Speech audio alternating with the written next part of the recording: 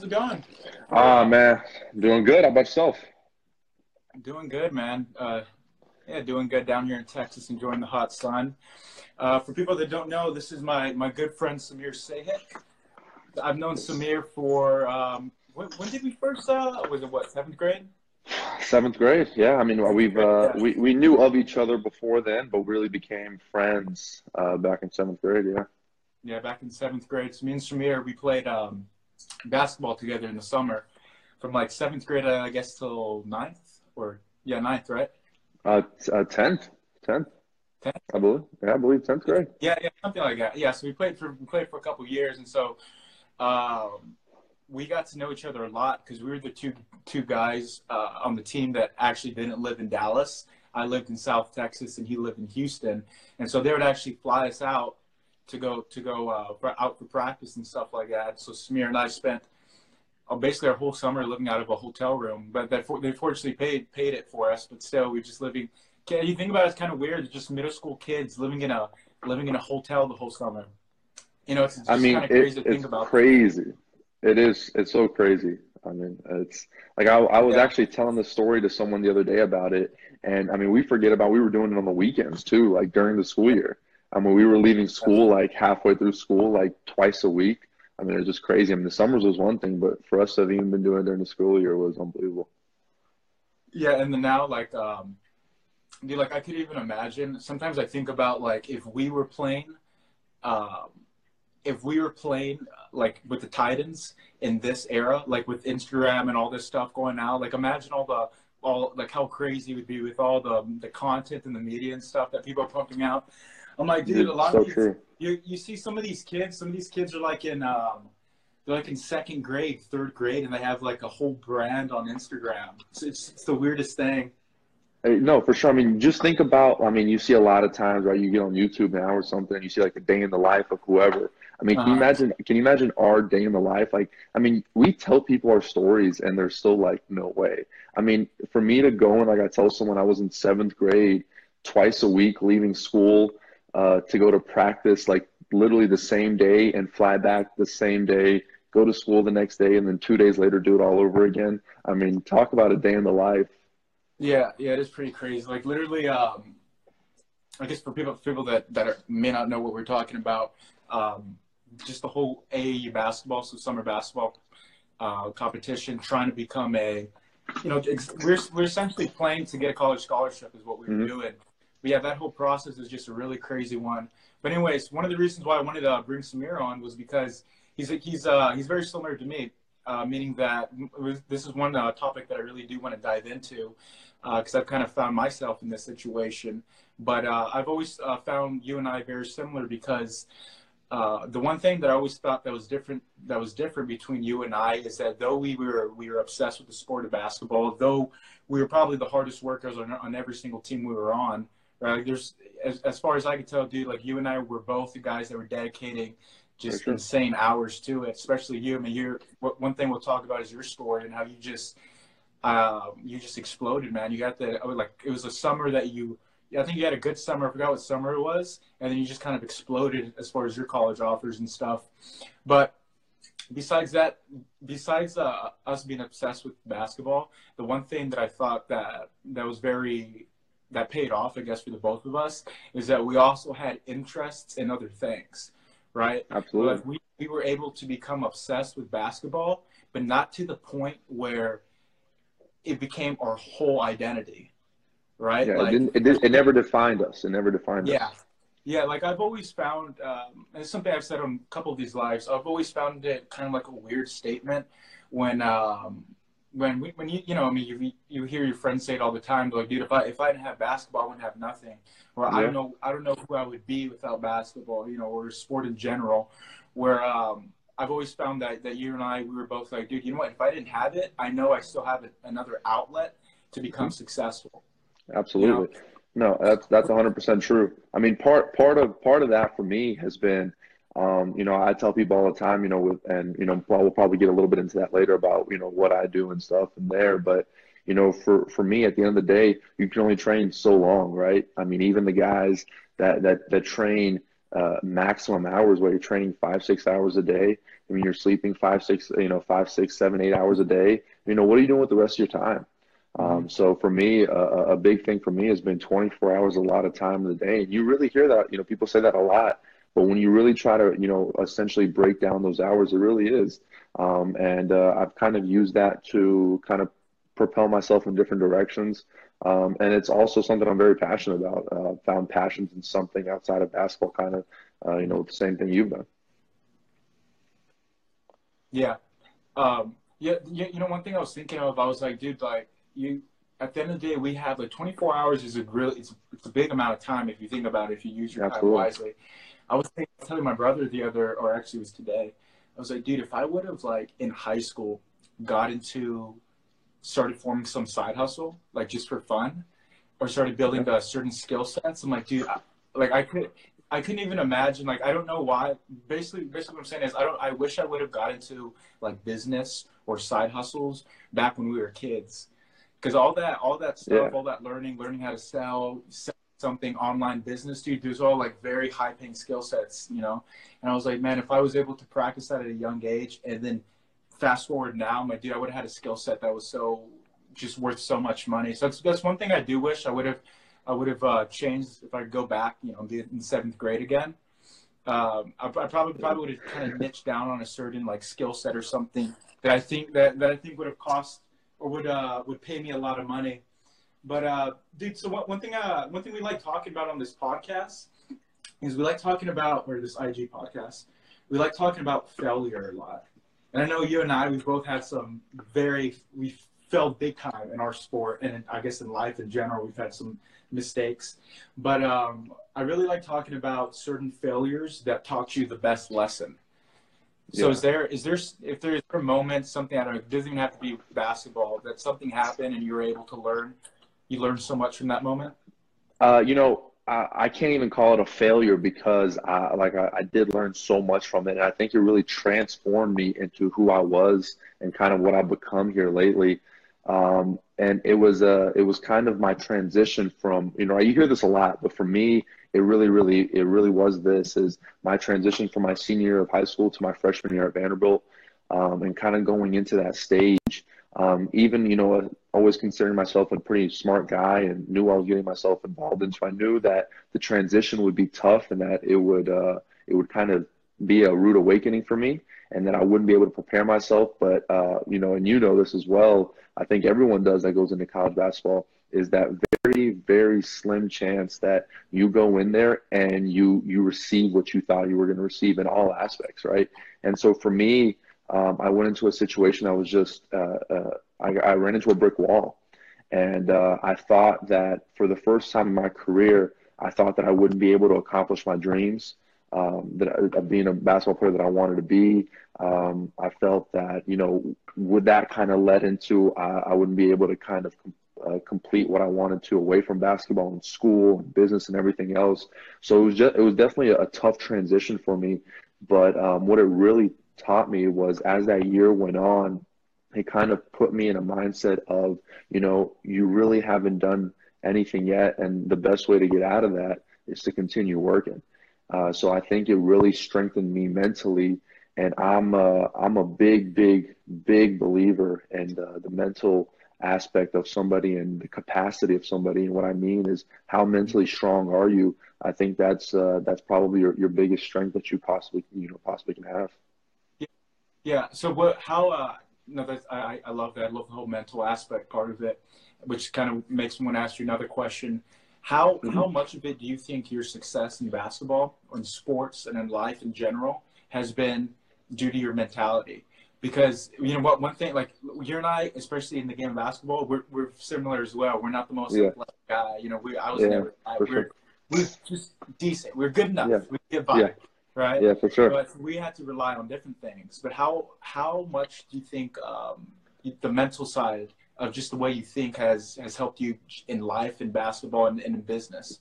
I can answer that question with complete confidence, saying about 98%. And the only reason I say 98 and not 100 is that I'm 6'9", right? So that's I would give that 2% to where I didn't control to my height. And the reason why I say that is the running joke that I always kind of throw around here in this basketball world is I say I'm big, wide, and unathletic. For me, what's really given me the ability to survive is my mentality. Is me being, I say I'm a nut, is me being crazy, and me bringing something that is a skill set, is that mentality and that IQ and that hard work has become a skill set, not just in basketball, but in all aspects of life. I would love to say 100%, but I'll say 98. Yeah. The one thing that I've always enjoyed about, or that I look like when I look back at my athletic career, when I look back at the time I was playing basketball, since now I'm in the position where I'm no longer playing, right? So I get to kind of view it in a different perspective, which it's Uh-huh. weird. Like when you just stop, when you're no longer playing, you look back and you're like, bro, like this is literally just a sport. Yeah. You think that sometimes while you're playing, but when you're done and you just go full on in business, and you look back at it, you're like, dude, that's literally just a sport. Like, why was And I? that's You know what I mean? absolutely, You look at it like that, absolutely. but one thing that is really kind of I guess now in my life, everything kind of is starting to make sense. You can never, Steve Jobs said, you can never connect the dots looking forward. It only makes sense when you look back. Of course. Um, one of the hardest moments that you and I probably both went to is when we were at a young age. All through basically our whole career, even high school, we had to fight through it through certain stages, and in college, is since we were never the greatest athlete, the best player. Hmm. We were playing. We had guys in the NBA that we played with on our teams, right? But we were never the best. But we were able at very young ages to experience failure, right? So fourth grade, dude, man, I'm sitting on the bench. Now you have to, Jesse, me, I have to get myself out of there. Fifth grade, Yeah. same thing, right? Same thing with you. We went through like constant so many years of failing that it kind of makes you like bulletproof, right? Like bulletproofs your mind. And something that I saw in college, which I'm sure you probably saw it a lot too, is that because we had so much years of just going to the trenches, by the time we got to the big stage, we saw other people that were going through that, right? So like Hmm. let's say top ESPN recruit, he comes to college and now he's not the man, but that's the first time in his life he's ever not been the man, and he just mentally crumbles. Right Yeah. now, he transfers this, and it wasn't had nothing to do with if he was good enough. It was all mental. He couldn't For he sure. couldn't get himself to get over it. So how much do you think that what you went through as a kid, even I guess till now, still playing college basketball, how much do you think that kind I guess that failure is important? Because to me, I think if you're not failing young, if you're not failing at a young age, and if you haven't failed, especially in business, if you haven't really gone through the dirt, seen everything, been through the ups and downs, when you do hit that moment where everything goes to shit, you're not, you're just gonna crumble. Yeah, for sure. A lot was said there, and I was thinking about a lot of stuff. And, we had mentioned the social media part of it, right? Earlier, you said if we had social media, how would have our lives been and all this stuff. And I mean, and as well as I do, for our age and at that time when we were some of the most publicized kids in the country. Probably some of the most well-known. I mean, I still to this day, when people ask, who'd you play for growing up, you simply say the Texas Titans. I'm like, Yeah, oh yeah, I remember you. I know you. yeah, So, I mean, we were, just imagine. Can you imagine putting social media into that? And why I'm saying that is I think nowadays a lot of it is when it comes to that failure. I think it's not necessarily failure. It's self-failure that you're comparing yourself to other people. For me, and part of the reason why I feel like I've had so much success is. And one of my mentors, this is a quote, it's his quote, so I'm not going to steal it, but I love saying it is, you live your life in the pursuit of your own maximum potential. And I think that's huge. You have to understand who you are first as a person. And once you understand who you are and what your strengths are and what your weaknesses, that's when you can maximize who you are and maximize your failures and maximize what you're good at to make yourself successful in whatever you do. Um, So I think part of that is, us as a young age, we learned who we were because we failed so early on. We learned who we were and what we needed to do. And because we weren't as athletic or because we weren't, as gifted as maybe some of the other guys we played with or played against, we understood that we had to work maybe 10 extra hours a week than some of the other guys just to be on the same level. And we understood that wasn't something that we were upset about. It's just that something that we knew that what we had to do to get to the same stage. So Yeah, kind of 100%. when you get that failure early, you learn and kind of take it with you. Yeah, and dude, one thing that you'll probably experience this once you're, hopefully this isn't for years and years to come, but once you're done playing ball, what you'll notice is that it serves as it's a very big like confident booster. Like it serves you, it Absolutely. like basically gives you confidence. And one of the ways that it gives you confidence is because you find out a lot about yourself, right? So like Mhm. Brady, the guy I was telling you about before we hop on the live, like he was a bodybuilder, right? So bodybuilding, or he still bodybuilds, but it taught him a lot about himself, right? Being able to see how you could change, how you could form your body, how your whole body can change through like consistent hours in the gym, stuff like that. Same thing with basketball. It showed you how you could be a slow, big ass white dude, right? That should not Yeah, be starting on the big stage of collegiate basketball. But if you put in the work and you're dedicated and you're just basically obsessed with the sport, you can be, you can become a pro. And when you stop playing ball or stop playing sports in general, you take that same mindset and you put it into business. hmm That's why, like when, and I believe you're going to notice this as well. It's like when you get done playing ball, hopefully years from now, and you go all out in business, you're going to be like, bro, if I was able to make it this far in basketball, and the statistics of doing what I did are like 0.001, then I like what I could do in business. It's like it's gonna blow your mind because you already know what you did to get here in a sport. If you take that same mindset and principles and put it into business, that's when like you absolutely. start really thinking like, oh, now the sport made sense to me. Like now I see what people mean when they say sports build character.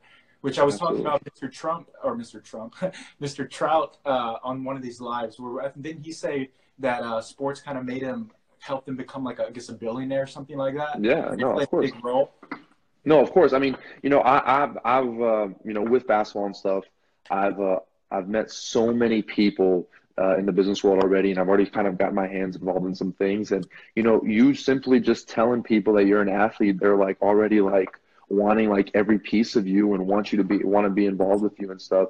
And kind of when you start talking to these people in the outside world, having that kind of like I love what you said, confidence. I mean, confidence is huge. It's contagious too, and you learn so much from sports that I don't think we understand yet, and we don't understand it yet because we're not, we haven't spent 10, 20 years in the business world. But I think Yeah. once that point comes to where we get to experience, and I don't want to make this sound bad, but it's like we've been around athletes our whole lives, and part of being an athlete is you having that confidence. So we've always been around these big, arrogant, ego guys and stuff. So what happens when we're constantly around guys that are people that don't have that same level of confidence? We're going to be able to, and not overpower in a bad way, but be able to lead in the right way and be able to bring a business or a group or a company, whatever the case may be, to the next level because we've had that ingrained in us our entire lives. Yeah, 100%. Yeah, dude. Yeah, 100%. One thing I was gonna add on there, it's I'm kind of I'm trying to structure my life and how I go about business the same way I structured the way I went about basketball.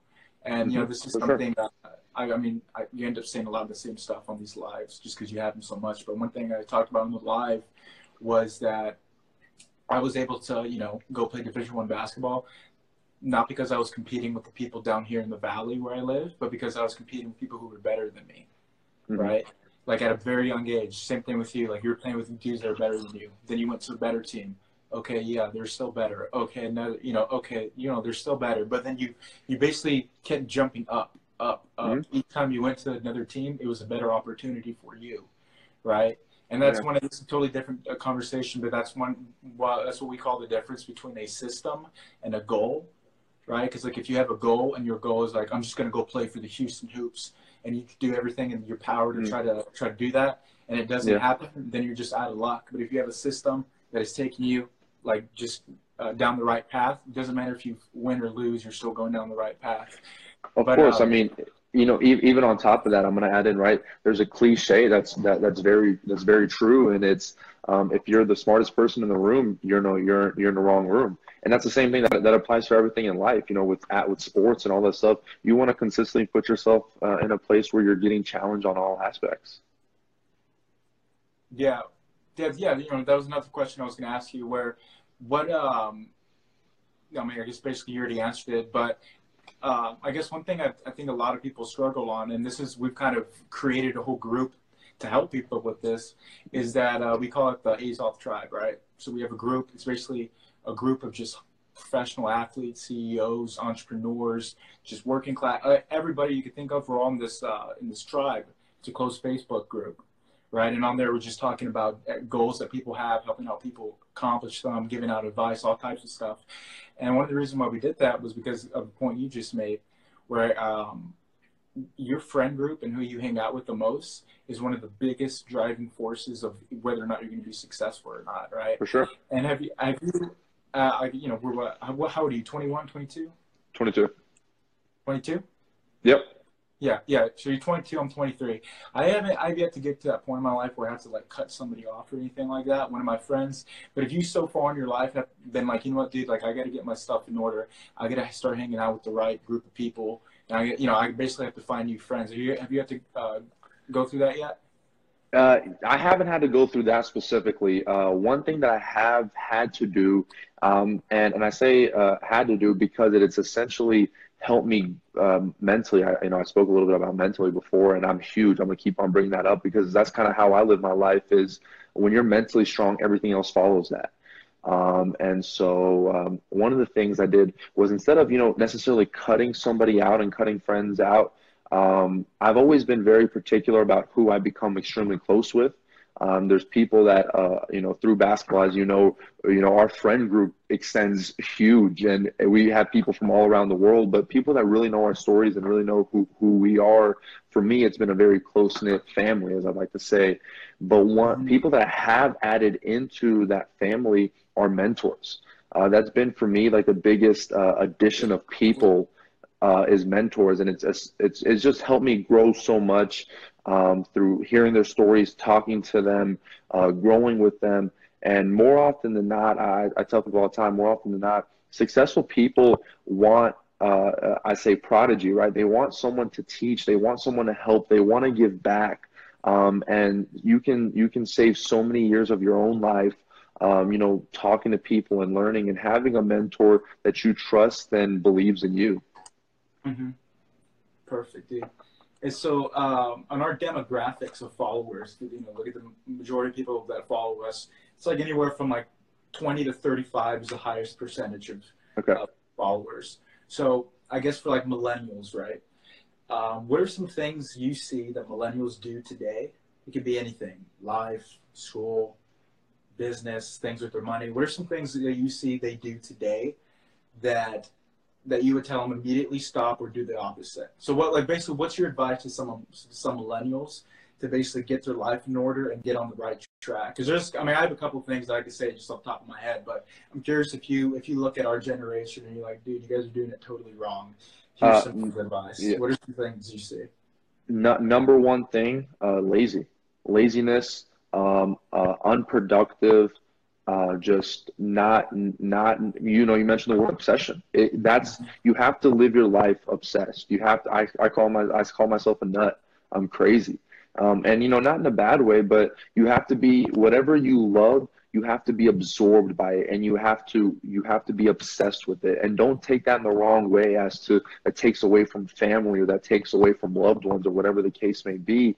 But it's when you're focused on that thing, if it's an hour or 2 or 30 minutes a day, that whenever you focus that time, whenever you go to the gym, you're obsessed for 2 hours or for 1 hour or for 30 minutes with that workout. You're obsessed with maximizing every single second of that workout. Then when you're with your family, you're obsessed with maximizing that minute and that hour with that family member or whatever the case. And the reason why I say lazy is everything is so nonchalant nowadays. It's especially for people our age, it's I'll get to it, or I'm half-assing this, I'm 50% this, I'm 80% to this today. And I think that's the biggest thing is you have to maximize every single minute whatever you spend doing. Do you think that people have problems concentrating, focusing? I think that's a big problem, dude. I think a lot of people just don't have the ability to focus. They just need some sort of external thing, some iPhone, whatever, some music, something like that. I've right, and I don't mean to talk about this because I don't know how people live their lives, and it's nothing bad. But for instance, right, the big thing nowadays in school, I'm finishing up here my MBA, so just a little bit of a quick background. I did 180 hours worth of schooling in 4 years while being a Division I athlete, and playing basketball. So focus was a big part of what I had to do and what I had to be. And I can proudly say, in college, I mean, everyone is taking Adderall or this and that. And this is, I'm not taking away from anyone that's actually on it and, prescribed and stuff like that. But, right, everyone's like, oh, I have a big test coming up. I need to get focused. For me, it's, if you cared enough, you wouldn't have to. I've cared so much about myself, for my family, for my future family, for the people in my life. I've cared so much that focus has never been an issue. If you don't care, then that's why I think it's a struggle to focus. But when you truly love what you do and you care about the people and yourself, first and everything else, then I don't think focus should ever be a problem. 100%. Do you think what do you think drives you? Do you think your own personal goals or drive you, or do you think it's something bigger than you, like family or something like that? What do you think is the driving factor? I think it's, first of all, to answer your first part of that is that it has to be bigger than you. When you do something for yourself, I think you'll reach success. When you do something for somebody else, you'll maintain success. You has to be bigger than yourself, because you can only push yourself so far to the limit. But when you're doing it for somebody else or for another reason, something bigger than yourself, will that be religion, will that be family, whatever the case may be, you're able to give yourself that extra mile, that extra 2 mile. And for me, it's my thing is family.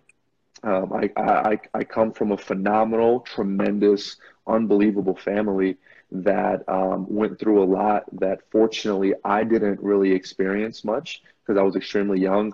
But kind of hearing the stories of my parents and my dad in particular, me being a male, and hearing his stories and kind of what he had to do to raise a family and to have gone through all that. I tell people all the time, he started 100 feet beneath the ground and I started 100 feet above the ground, and I still have another 1,000 feet to even catch him. So, for me to have that and for me to know that, and to see it every single day and wake up and be like, I'm tired or I'm this and that, and think about what he went through or his story or my parents' story in general. If that doesn't give you enough focus, then I don't think I think it'll be very tough for you to find focus in anything. Yeah, dude. That's awesome, dude. You had a very quotable line somewhere there. I forgot exactly what you said, but that's a good quote. But yeah, dude. It's almost like there's two things that I see lots of times that are the driving forces.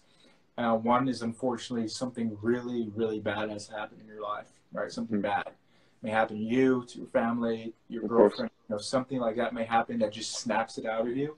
Or the second being that somebody is just so hungry to accomplish something to accomplish something that's bigger than themselves, right? Family, religion, legacy, that type of thing. Because, yeah, like you said, like when you wake up in the mornings, yes, there's those days where you're like, yeah, I don't feel like doing it, but you're striving for something bigger than yourself. It kind of, just pushes you out of bed in the morning. But one thing, and I was curious if you think this way as well, but this is how my brother and I think, which a lot of people, when we talk to people, they think we're crazy because everything that we kind of look when we look at, getting into business for ourselves and structuring how we're going to make money, we're kind of thinking, we try as as best as we can to think long term, right? To think not necessarily about the money that we're going to make, but like generational wealth, right? Absolutely. So, like, dude, kids, right? And I think that there's very few people that are our age that are thinking that way. A lot of them, especially Instagram, split a whole, it's kind of messed up the whole thing about. Instagram has kind of ruined the whole idea of what entrepreneurship is, with these kids and their Shopify stores making six figures, driving Lambos and stuff, right? But I think it kind of messes you up to try to, it kind of makes somebody not be able to delay the gratification. Where one of the biggest skill sets or character traits you can have is the ability to delay gratification. Because when you could delay gratification and say to yourself, okay, I may not make the money this month, but in 2, 3, 4, 5, 6, 7, 8, 10 years from now, that's going to come back like 10 times. So I'm going to delay that. I'm going to delay my gratification. I'm not going to get the Lambo right now. I'm going to wait till it's, till 10 years goes by. Then I'm going to go buy the whole block. You know what I mean? Mm-hmm. Like that type of mindset. And but yeah, so like that's something that I feel like a lot of people our age can really benefit from. Is just trying to think not so short term, more long term, and I think they'll set themselves up for a lot more success. No, for sure. I've actually never heard that delayed gratification, and the reason why I say that is I kind of live on a different spectrum, actually the complete opposite, but I think it has kind of the similar results. Is I live in constant gratification. And when I say constant gratification, I'm saying that you need to be thankful for the process of what you're going through. That everything that you have in your life currently, be thankful and be grateful for that, because what you put out comes back to you. And kind of, I guess, what you put out comes back to you doesn't necessarily mean that it's going to come back to you within 24 hours, a year, 2 years, 10 years, might not even come back to you, but it will come to that generation, that next generation, or whatever the case may be. So living, I like to say, in constant gratification, kind of gives you the ability to always be in a good mood. I live by a saying. It's become a little bit of a joke now, but it's serious. People ask me here around campus, oh, you run into someone, how you doing? And the joke has been now they're like, let me guess, Samir, you're living a blessing. And that's kind of been my saying is I'm like, I am, because I'm constantly thankful and happy for the situation I'm in and enjoying the process more than the results that come with it. To kind of piggyback off of what you said, with the year, 10 years, whatever the case may be, is if you're living for the results or you're doing anything for the results, you'll never reach those results. And if you do, you won't sustain those results, because that can't be the reason why you're doing it. You have to be enjoying in the process, or you have to be doing it for something like what we said earlier, bigger. And when you love the process and you love going through the grind and all that stuff that goes into it every single day, the results end up just being 1% and end up just being the cherry on top. And sometimes that ends up going, you end up giving that to someone else. You have to really love more than just kind of what comes with it. And even from a money standpoint, don't misunderstand me when I say this. I'm not naive. I'm a businessman myself. And I've spent many years in business school, as well as, spent a year or two outside of it now. And you have to have capital to do anything in this world. You have to. It's just a point of money really does make the world turn, but it can't be the driving force for why you do things. So what now? So talking about business, let's say fast forward years from now, you decide you no longer want to play basketball. What are you immediately getting into, or are you getting into things while you're playing ball? I'm getting into things while I'm playing ball. I've actually been involved in some things here and there throughout college. I worked in wealth management the year after I graduated in my undergrad. I worked a year in wealth management to kind of really dive into that. I got my undergrad in finance. I then kind of started working here and there with a mentor of mine who introduced me to two other mentors of mine who I've kind of been getting involved with here recently. and hopefully can kind of take that to the next stage. And then have also just recently met a guy that I'm potentially going to be working with. So for me, I have my hands spread very, in a lot of different directions. And I'm definitely going to kind of continue that as I go into the professional route.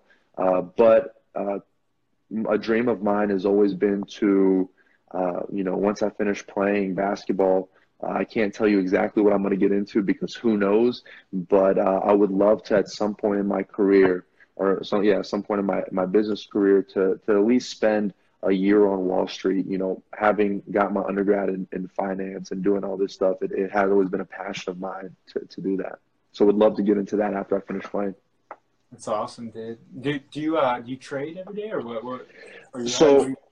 So I actually wasn't having worked in wealth management. The year I worked in wealth management, I just got out here recently.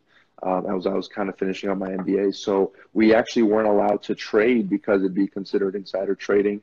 Working for the company, but I was very, very involved with everything that was going on. So I wasn't dealing, with everything, but I was learning, and had a great mentor in the program, in the company, and learned a lot from him, but personally was not trading my own money. Awesome. Yeah, dude, one of the things I'd like to get into hopefully soon, man, is real estate, bro. Well, I really want to get into real estate. One of my dreams, or one of my goals, is I want to have a down here in the valley. Just because I'm here, I just have to. I was born here. I need to have a statement here. I want to have two things. I want to have Pistokache Plaza, right? So super nice thing. Nice stores can be all around there. And then I want to have Pistokache Tower, and the tallest building in the valley, which is super easy to do because it's just the tallest one there. And it's going to be, I'm not sure what it's going to be. I don't know if it's going to be office buildings there or if it's going to be apartments, some like high class apartment buildings that go up in the sky. That right there are two of my big goals, dude. Because to me, there's nothing cooler than having a big piece of property that says your name on it, right? Like just driving by and be like, Pistokache. Right, no, for sure. That's so funny you say that. Is there other Sehics? Is there other Sehics that aren't like for me, like anybody that has my name, they're just my family. Is that the same way with you or no? No, not necessarily. I will say though, there's not a lot of us, but we're not all family. So I guess I would say it's a pretty small knit last name. Yeah. But to kind of piggyback off that, real estate, that's a huge thing, man. I'm like one of my favorite shows is like $1 Million Listing. I feel like I'm a salesman at heart, when it's all said and done, and that's always been like one of my like fantasies is if I could do like sell real estate. But with real estate and kind of what I've learned in that is people that are involved in real estate, the biggest thing is you need money to make money. And those people are really, well invested and have had a lot of success. But I'm definitely right there with you with all that. Yeah, dude. But yeah, dude. So that's one of my long-term goals that I have, man. That'd be awesome. And another thing is like pumping out content, man. I'm gonna start pumping out a lot more content because it's one thing we haven't really talked about, but it kind of has to do with basketball a little bit, like building a personal brand. Like, could you imagine if like Zion Williamson was building his he already has a personal brand because of just who he is. But could you imagine if he had somebody that was pumping out content every day for him? Like if he had some like video dude that was just filming him every day, and every single day he had like the Zion vlog. But yeah, dude, we got like a couple more minutes, man. So let's just end on something fun, dude. Let's end on are you into any like conspiracies or anything like that? I don't know. Is there something you read that's been interesting recently? Have you dove down the rabbit hole? Any certain topic that people need to be aware? You just need to bring awareness to it. I'll say this. I spend the first 30 minutes to hour of my day reading. I run across a lot of things that I find very, very interesting, that I either agree with a lot or I don't agree with.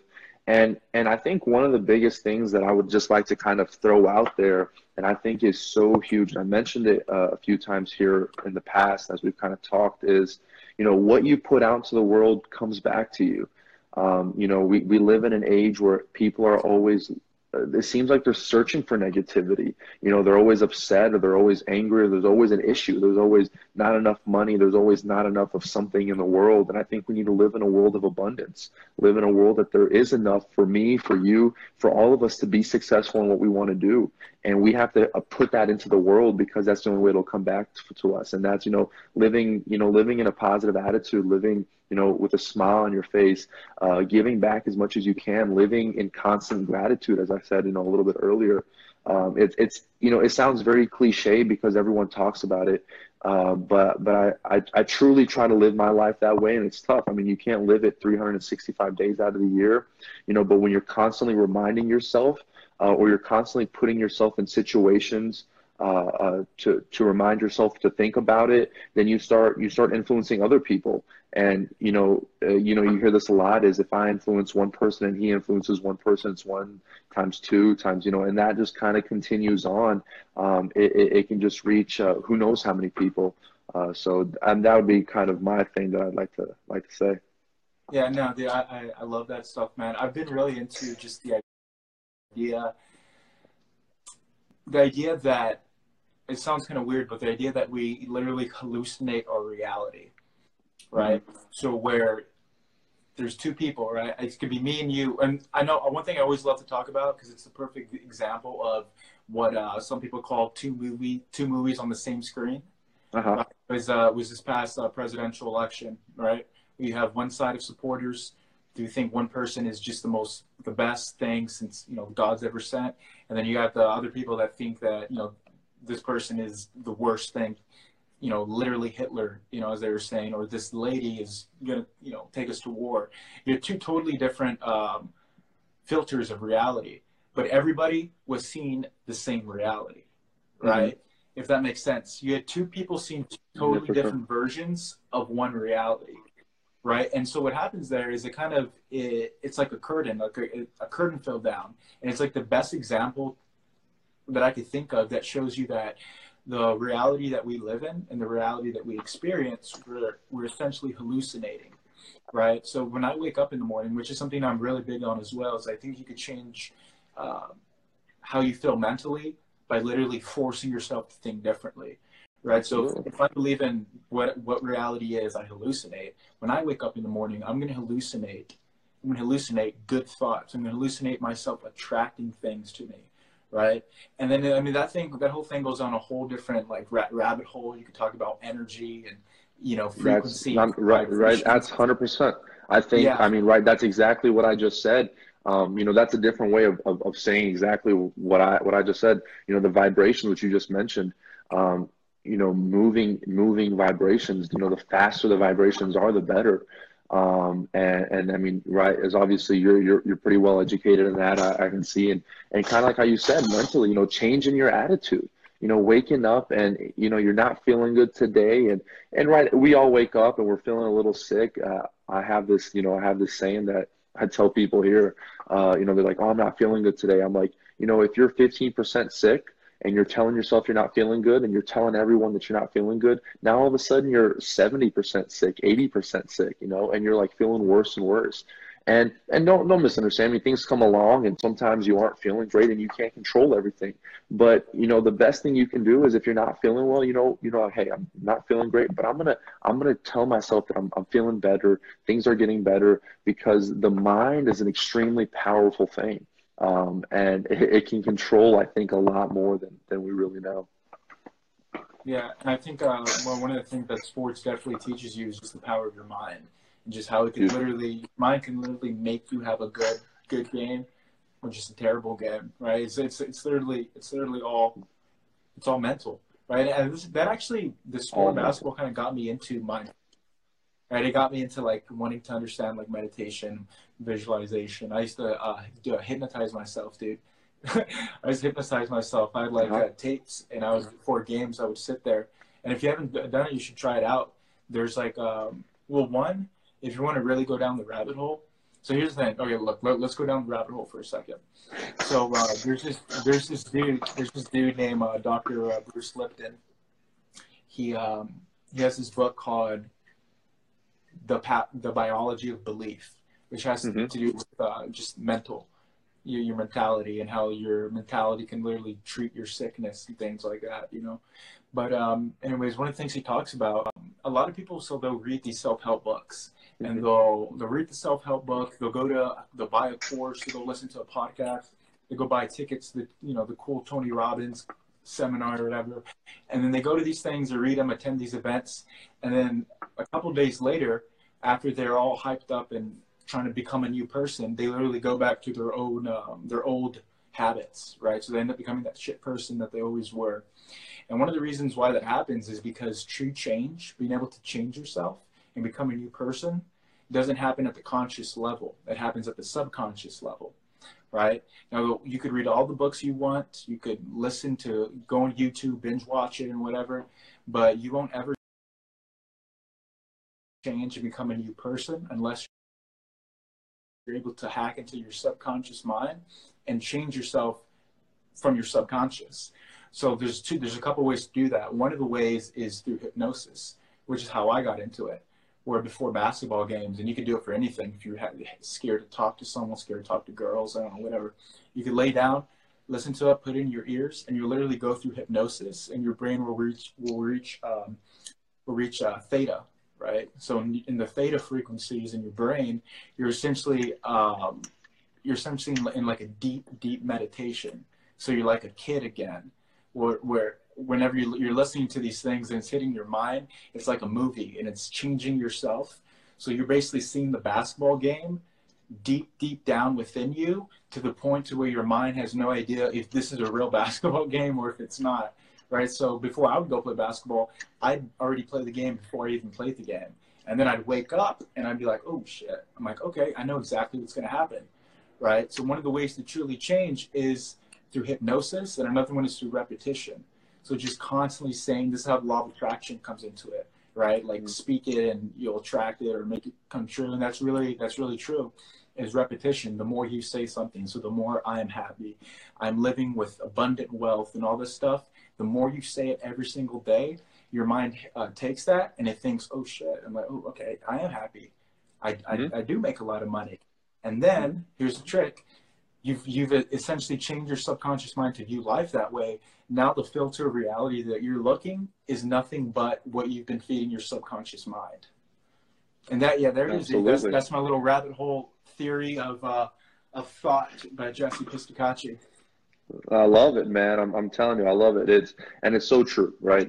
We could sit here and talk all night about this, because I'm a big believer in that as well. And the little success that I've had, it is because of that. I mean, you know my story and kind of what we've gone through, and I know your story, and and everyone has their own stories and their own struggles and stuff like that. But it's when your mentality, to way to strengthen your mentality is through things like that, and not necessarily tricking your mind, but putting your mind in that positive state. I think when you constantly tell yourself that, you are happy, like you said, and you are, abundance and whatever, then when you constantly tell yourself, you're going to constantly feel like that. I mean, I couldn't have agreed more. Yes, sir. All right, man, we're about at the hour mark, so I'm just going to kick us off, man. But like I said, dude, appreciate you hopping on this IG Live. We were supposed to have our boy Tyler on here, but he let me down. We'll have him on here next time, dude. But thanks, man. Thanks for joining in and spitting giving us some amazing quotes. We may quote you in our as well. But well, yeah, man, thanks, man, and I hope you had a good time. No, man, I appreciate you having me on, man. This is a brotherhood that has been growing and growing since we were little kids, since none of us had facial hair. So when we had a lot of hair on our head, to now we have a lot of hair on our face. But to hopefully, man, continue, and I'll definitely talk to you soon. And thank you so much. Yes, sir. All right, man. See you, bro. All right, man. See ya.